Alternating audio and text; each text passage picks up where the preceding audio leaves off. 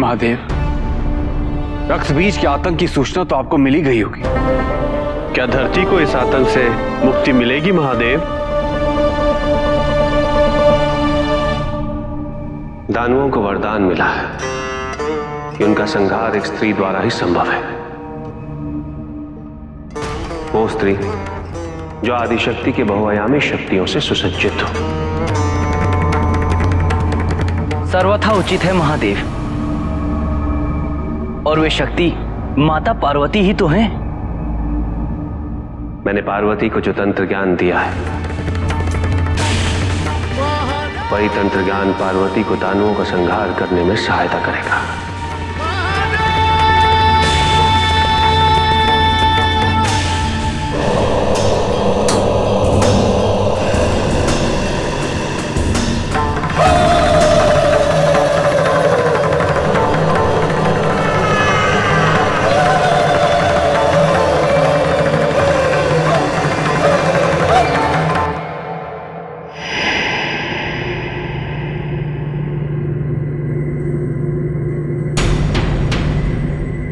ये कैसा कार्य है जिसके निष्पादन हेतु हमें ऐसा रूप धारण करना होगा? क्या कारण है कि हमें अपने स्वामी के वक्ष पर पांव रखना होगा? नहीं, हम अपने पत्नी धर्म का उल्लंघन नहीं कर सकते।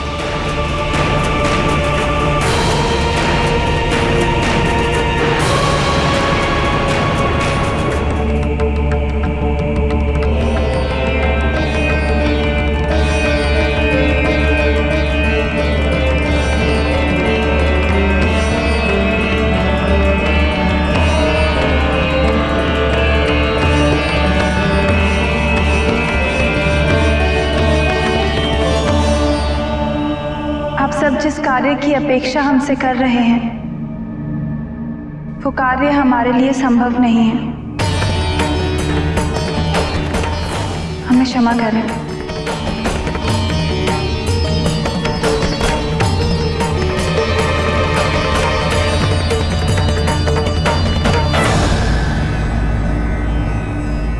आप तो सर्वज्ञ हैं, त्रिकालदर्शी हैं। आप भली भांति जानते हैं कि हम ऐसा क्यों कह रहे हैं। कृपया हमें विवश मत कीजिए।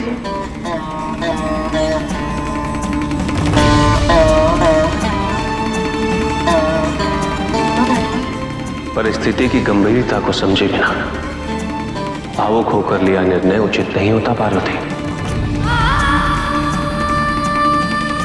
हमें आपका हर आग्रह स्वीकार है स्वामी,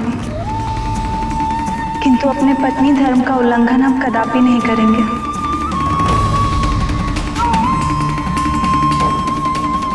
अब हमें कैलाश की ओर प्रस्थान करना चाहिए। सब हमारी प्रतीक्षा कर रहे होंगे।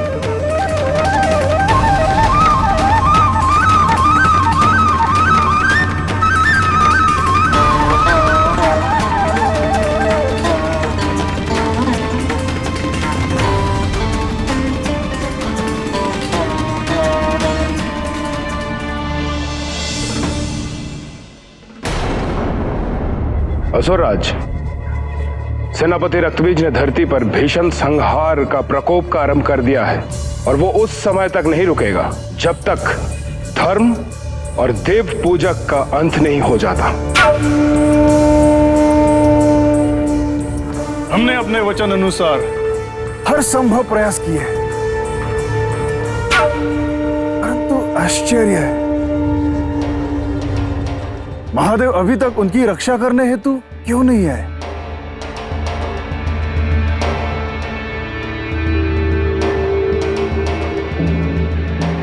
हमारे गुरुदेव शुक्राचार्य के अनुसार महादेव की लीला अद्वितीय, अंतहीन है, अथाह है। वो आएंगे, अवश्य आएंगे और अपने अप्रत्यक्ष और अज्ञात शक्तियों का प्रदर्शन भी करेंगे जिनसे हम सब अभी तक अनभिज्ञ हैं। असंभव है असुरराज। कदाचित वो हमारी शक्तियों की सूचना पाकर देवताओं की भांति पलायन तो नहीं कर गए हैं? ऐसा होता तो बहुत अच्छा होता, परंतु हमें पूर्ण विश्वास है महादेव अन्य देवताओं के भांति पलायन नहीं कर सकते। ज्ञात रहे असुरराज, हमारा उद्देश्य पार्वती का अपहरण करना है, न कि महादेव के साथ युद्ध करके हमारी शक्तियां व्यर्थ करना। अंततः हमें पार्वती को कामरूप के राज सिंहासन पर विराजमान जो करना है। आप महादेव के आने की सूचना मिलते ही हमें बुला लीजिएगा, हम आपकी सूचना की प्रतीक्षा करेंगे। धूम्रलोचन, चलो।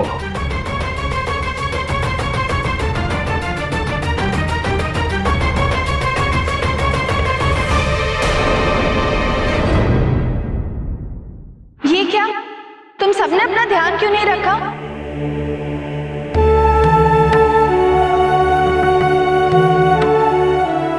सभी गणप्रेतों को पर्याप्त भोजन कराने का निर्देश हमने तुम्हें दिया था नंदी, किंतु इन्हें देख के तो ऐसा प्रतीत होता है कि ये कई दिनों से निराहार रहे हैं। माता, आपके निर्देश को आदेश मानकर मैंने इन्हें भोजन कराने के अथक प्रयत्न किए थे, किंतु आपके यहां से चले जाने के व्यथा में इन्होंने अन्न जल त्याग दिया है माता।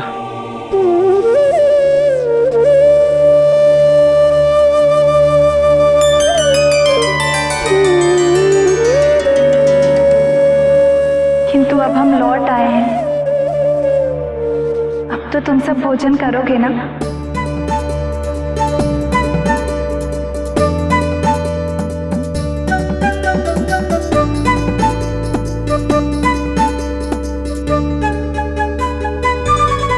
और ये क्या? तुम सबने अपने वस्त्र स्वच्छ क्यों नहीं रखे हैं? जाओ जाकर स्नान कर नवीन वस्त्र धारण करो, तब तक हम भोजन का प्रबंध करते हैं।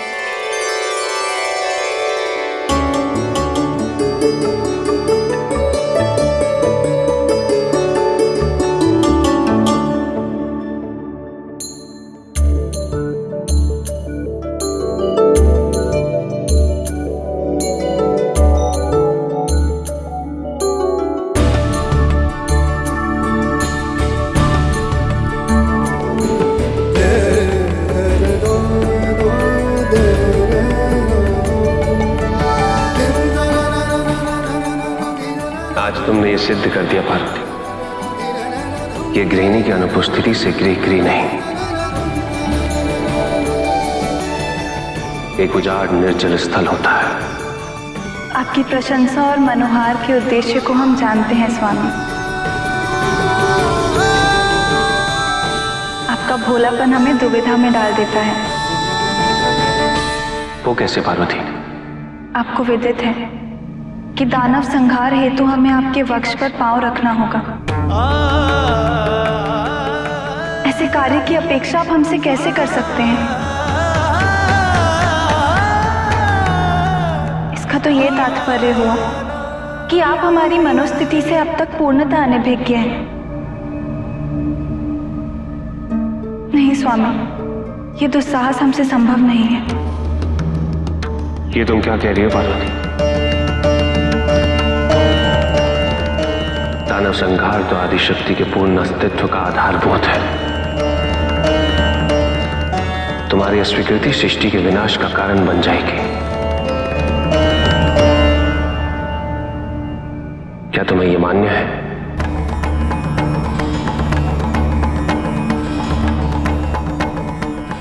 आपका कोई भी तर्क हमें इस कार्य को करने हेतु प्रेरित नहीं कर सकता स्वामी।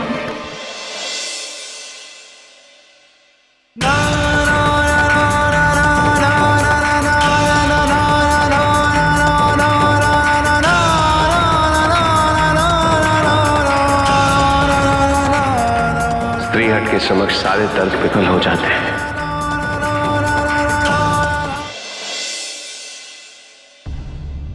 हे नारायण, देवी पार्वती ने दानवों का संहार करने से मना कर दिया है। स्वयं महादेव भी उन्हें मनाने में असफल हैं।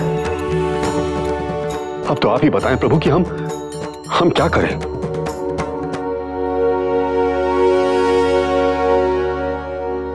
उपाय एक ही है। आप सभी देवताओं को स्वयं उन दानवों को रोकना होगा।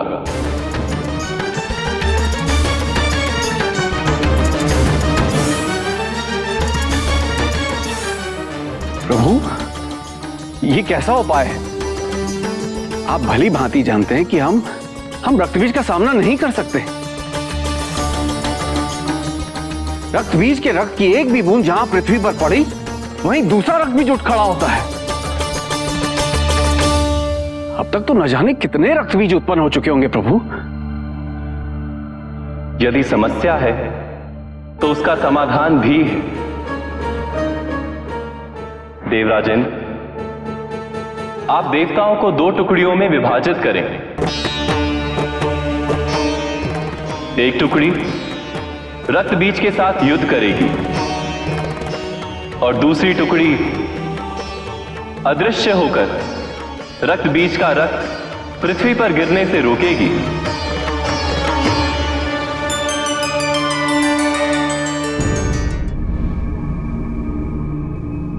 पार्वती,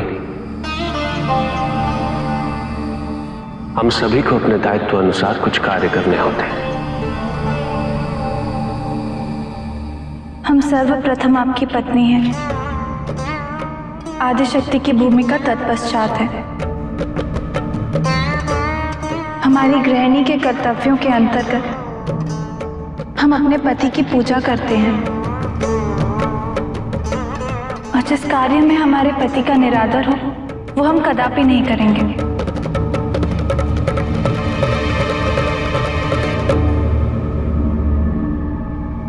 मेरे आग्रह करने के पश्चात भी नहीं।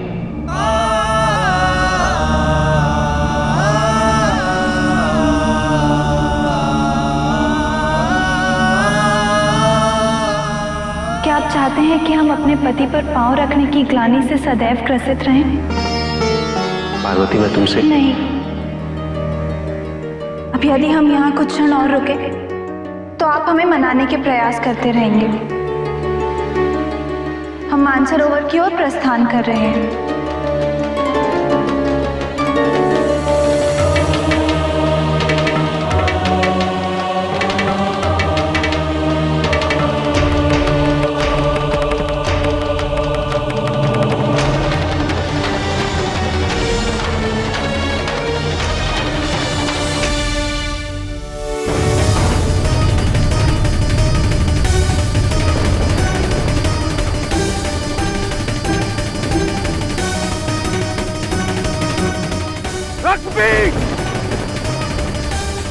तेरा अंतिम समय आ चुका है। आक्रमण! आक्रमण!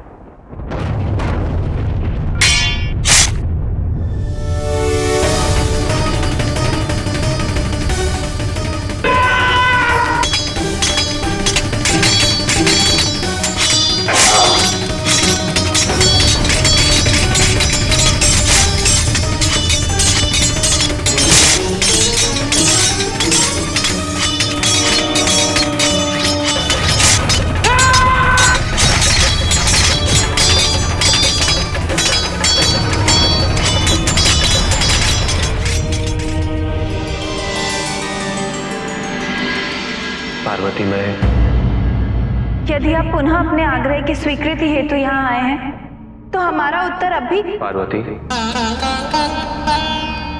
मैं अपने आग्रह की स्वीकृति हेतु यहां नहीं आया हूं। मैं तो एक मां को उसका धर्म, उसकी संतान के प्रति उसके दायित्वों और कार्यों का स्मरण कराने आया हूं। यदि तुम्हें मेरा कथन अनुचित लगे तो मुझे उसी क्षण रोक देना।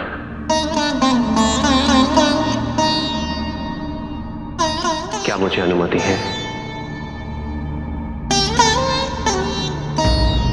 आपको अनुमति की कोई आवश्यकता नहीं है स्वामी। उचित है। पार्वती, मैं जगत पिता हूं और तुम जगत माता। क्या एक मां के लिए उसके व्यक्तिगत धर्म का अनुपालन उसके मातृ धर्म से अधिक महत्वपूर्ण हो सकता है? एक मां केवल जननी ही नहीं, अपितु संरक्षक भी होती है। वो अपने संतान के कष्ट से विमुख कैसे हो सकती है?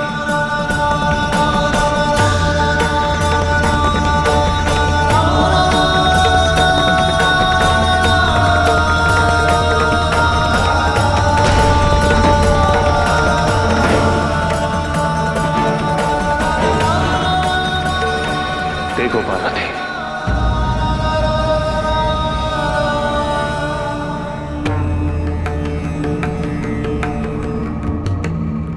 पृथ्वी पर संकट के मेघ मंडराते दिख रहे हैं तुम्हें। दानवों के अत्याचार से मच रही त्राही त्राही का आभास हो रहा है तुम्हें।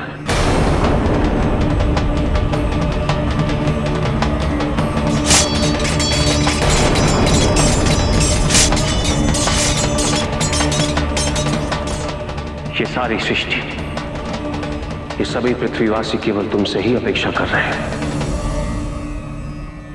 कि तुम ही इन्हें इन अत्याचारों से मुक्ति दिलाओगी। ऐसे समय में एक मां अपने व्यक्तिगत कारणों के आधार पर अपने दायित्व का परित्याग कैसे कर सकती है?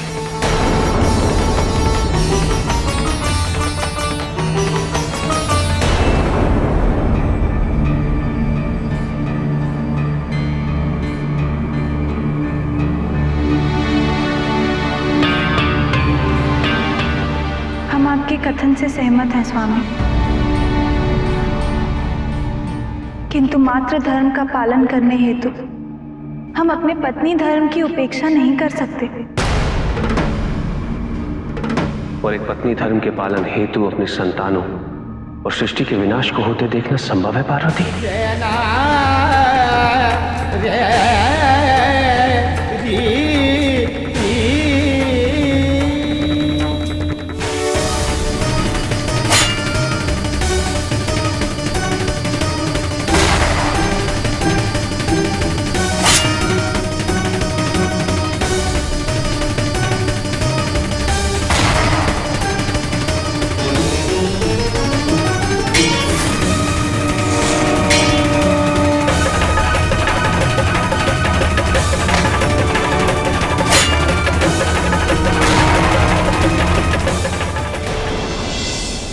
देवताओं ने रक्त बीज से सामना करके अपनी मृत्यु को स्वयं आमंत्रित किया है।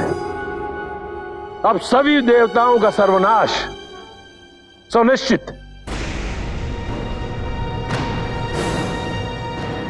गुरुदेव,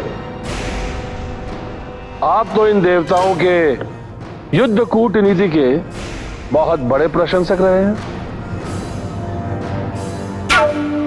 क्या आपको नहीं लगता कि देवताओं ने रक्त बीज से युद्ध करने का निर्णय लेकर यह सिद्ध कर दिया है कि इनकी यह मूर्खता अतुलनीय है ना गुरुदेव?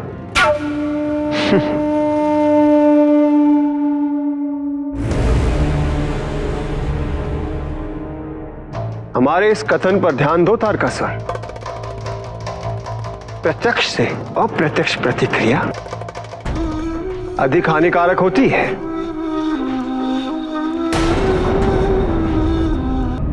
पार्वती, एक मां के लिए मातृ धर्म से बड़ा कोई भी धर्म नहीं होता। मां अपनी संतान के संरक्षण हेतु सब कुछ न्यौछावर कर देती।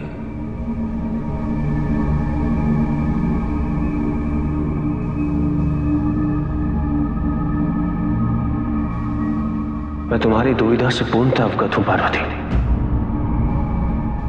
यदि ये कार्य मैं स्वयं कर सकता तो मैं तुम्हें इस परिस्थिति का सामना कभी नहीं करने देता,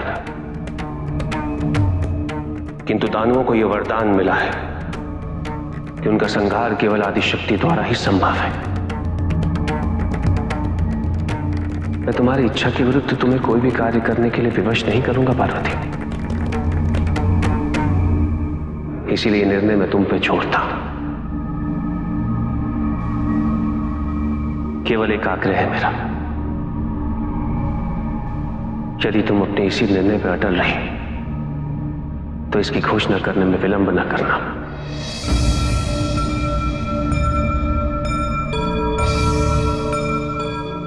संसार को भी यह ज्ञात हो जाना चाहिए, जिससे वो इस भ्रम में न रहे कि उनकी मां उनकी रक्षा करने हेतु आने वाली है।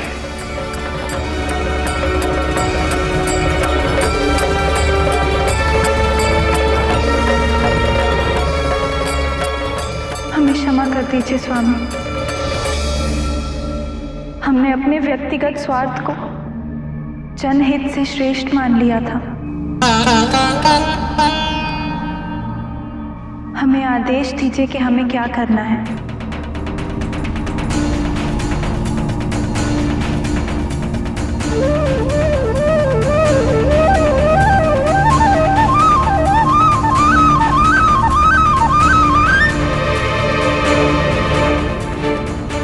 मुझे पूर्ण विश्वास था पार्वती, एक मां अपने दायित्व का परित्याग कभी नहीं कर सकती।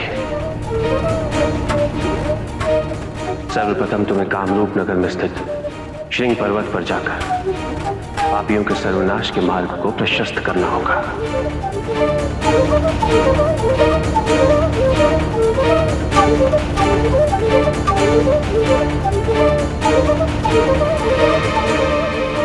अब हम अपने मातृ धर्म के पूर्ण होने के पश्चात ही आपके समक्ष प्रस्तुत होंगे स्वामी।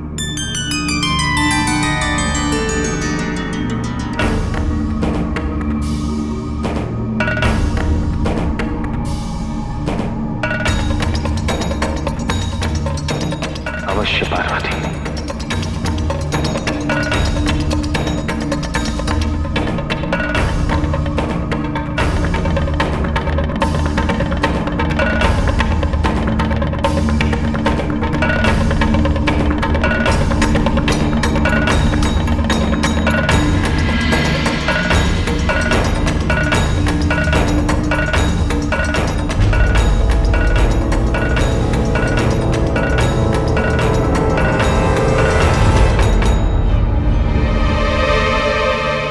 तुम्हारी पत्नी और प्रेयसी रूप के साथ साथ अब आदिशक्ति की विस्मित शक्तियों से भी सम्मुख होगा।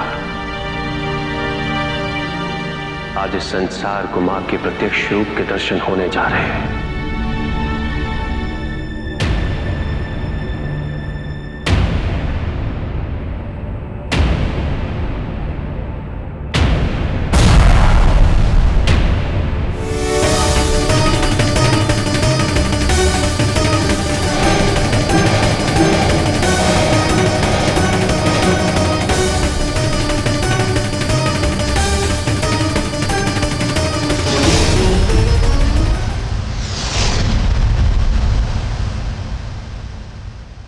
देवताओं, रक्त बीज को छलना असंभव है, असंभव। अब मैं तुम सबको समाप्त करके तुम्हारे वास्तविक रूप में तुम्हें अदृश्य कर दूंगा और अब तुम में से कोई भी पलायन करके अपनी रक्षा भी नहीं कर सकेगा। सावधान!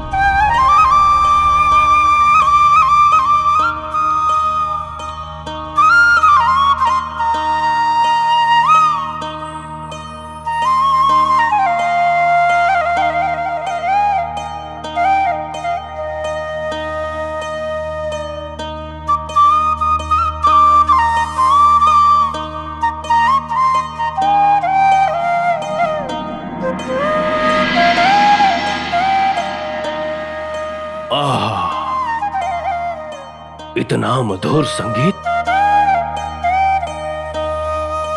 और इससे भी अधिक लुभावना इस स्त्री का रूप। बड़ी ही मनमोहक संरचना है। इसकी सूचना महाराज शुंभ निशुंभ को अतिशीघ्र देनी चाहिए। वो इसे सुनकर अवश्य प्रसन्न होंगे। आइए चलो।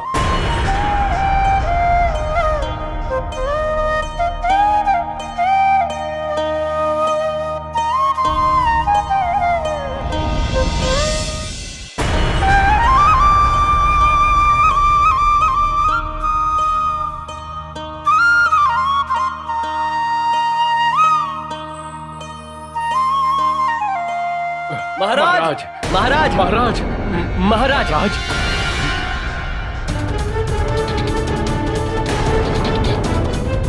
मूर्खों, इतने मधुर संगीत को अपने कर्णभेदी कर्कश स्वरों से दूषित क्यों किया? इतने सुंदर वातावरण का सर्वनाश कर दिया तुम लोगों ने। सेवकों, इन असभ्यों के सर धड़ से अलग कर दो। रुक जाइए महाराज, हमारी धृष्टता के लिए हमें क्षमा करें। हम आपके आनंद में और वृद्धि के लिए अत्यंत महत्वपूर्ण सूचना देने आए थे। कैसी सूचना? हमने श्रृंग पर्वत पर एक स्त्री देखी है। ये वही स्त्री है जिसकी बांसुरी के मधुर संगीत का आप आनंद ले रहे थे। हाँ महाराज, वो अति सुंदर और आपकी पत्नी बनने के योग्य है। तुम सत्य कह रहे हो, क्योंकि जिसका संगीत इतना मधुर है वो स्वयं कितनी सुंदर होगी। इस सृष्टि पर हर रूपवान स्त्री पर केवल और केवल शुंभ निशुंभ का ही आधिपत्य होगा।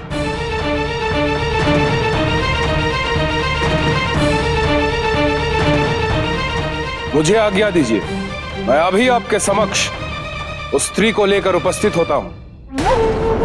तुम बड़े मूढ़ हो धूम्रलोचन।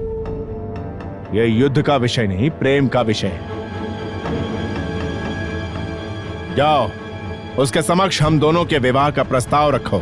अवश्य महाराज। आपकी पत्नी बनना किसी भी स्त्री के लिए उसका सबसे बड़ा सौभाग्य है।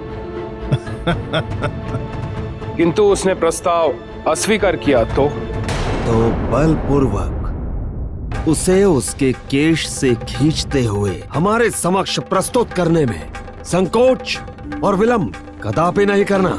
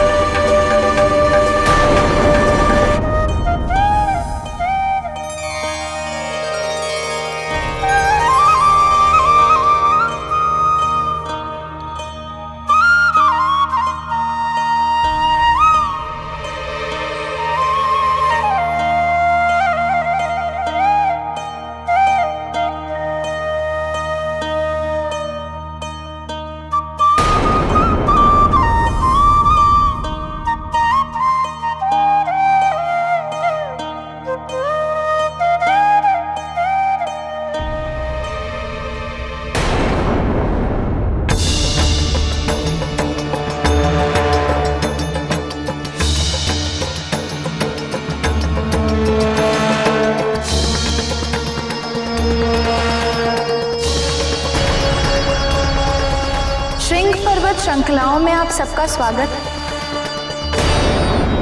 आपके पधारने का कारण? हे सुंदरी, हमारे महाराज का अभिनंदन स्वीकार करें। हमारे महाराज ने मुझे आप तक विवाह का प्रस्ताव पहुंचाने का आदेश दिया है।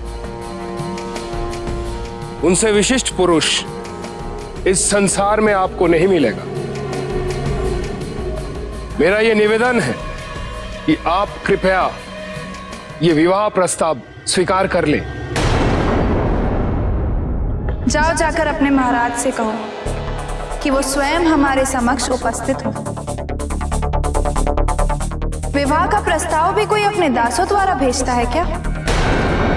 मूर्ख स्त्री, तुमने मुझे दास कहा।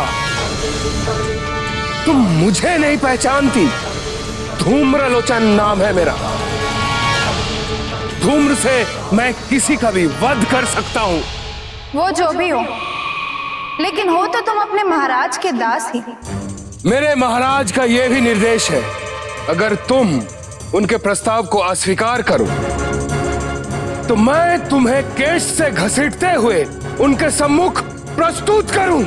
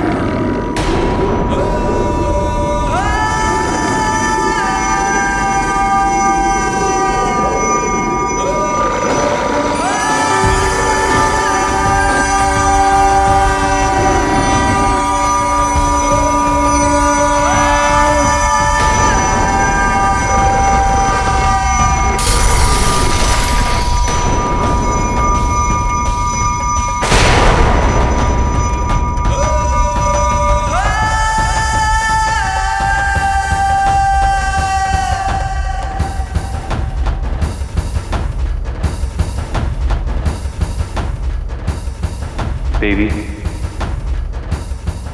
धूम्रलोचन का वध कर आपने दुष्ट दानवों के अंत का आरंभ कर दिया है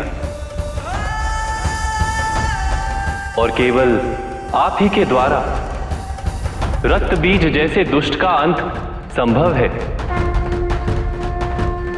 अब आदि शक्ति इस सृष्टि को आतंक से मुक्त कर इसका उद्धार कर सकती है।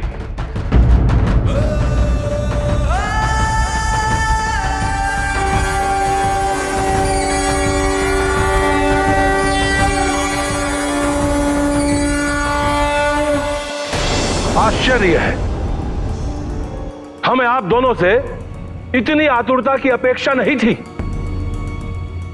क्या आवश्यकता थी इतने आवेग में आने की? कम से कम इतना तो पता लगा लिया होता कि वो स्त्री कौन थी। असुरराज, आज हमें पार्वती की शक्ति का आभास हुआ है। जिस स्त्री ने केवल एक दहाड़ से हमारे शूरवीर धूम्रलोचन और उनके सैनिकों का हनन किया, उसके समक्ष तो हम तुच्छ हैं। आप हमें मुक्त कीजिए, हम आपकी कोई सहायता नहीं कर सकते।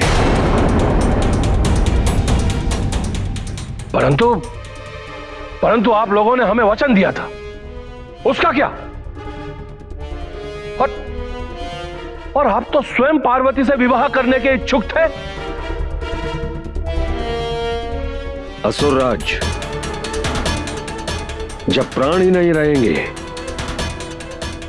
तो वचन और विवाह का क्या करेंगे? और हमारा आपसे निवेदन है कि आप भी शीघ्र इस विकट परिस्थिति से विमुख हो जाइए, अन्यथा सर्वनाश के सिवा और कुछ हाथ नहीं लगेगा। प्रणाम।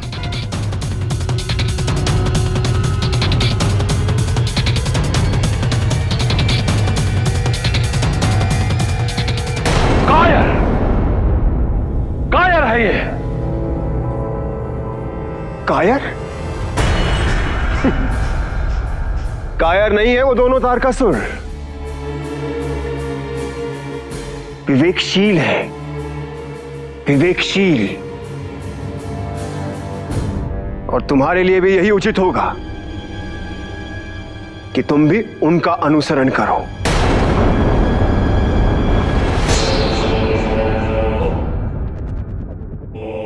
नहीं गुरुदेव, कदापि नहीं। केवल इनके पलायन कर लेने से हमारी असुर सेना ध्वस्त नहीं हुई है। रक्त बीज अभी भी देवताओं का सर्वनाश कर रहा है। और आप देखना गुरुदेव, अंततः विजय हमारी होगी। गुरुदेव, असुर राज तारकासुर के निशंग में अभी बहुत से बाण शेष हैं।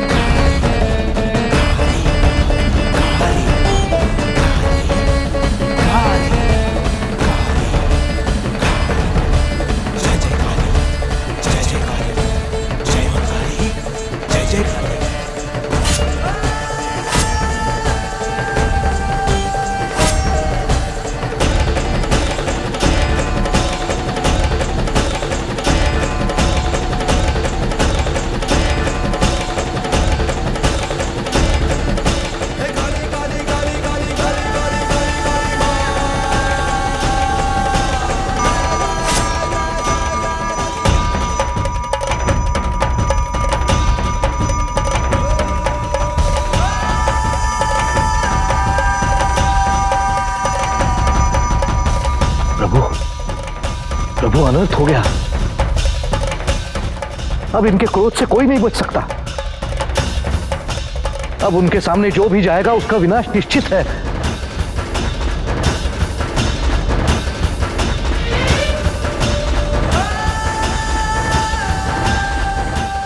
माता,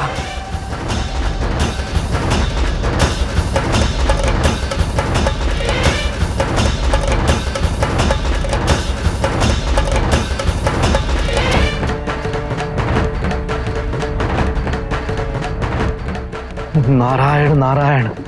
प्रभु, इस काली के रूप में तो माता सबका संहार कर देगी। हमें अतिशीघ्र महादेव के पास चलना होगा।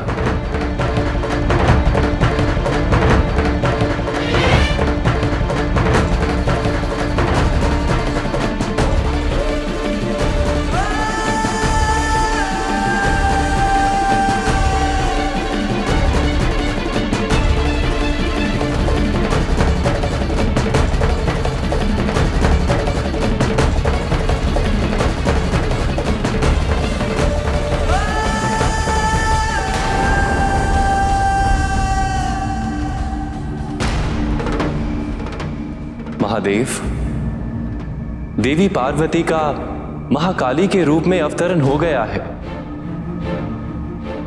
किंतु चिंता का विषय यह है महादेव कि उनकी रक्त पिपासा अभी तक शांत नहीं हुई है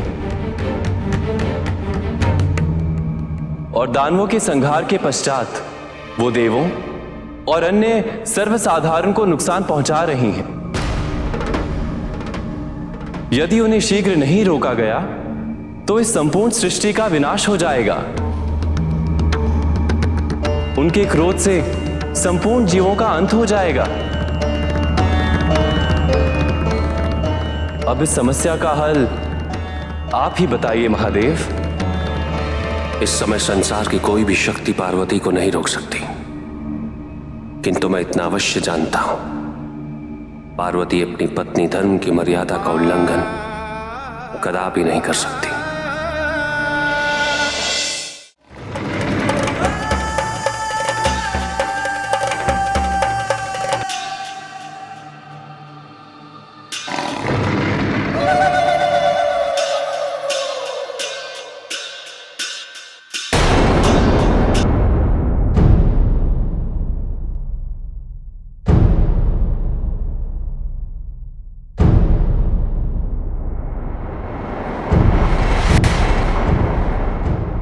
Dom da na na na na na, dom da na na na na na, dom da na na na.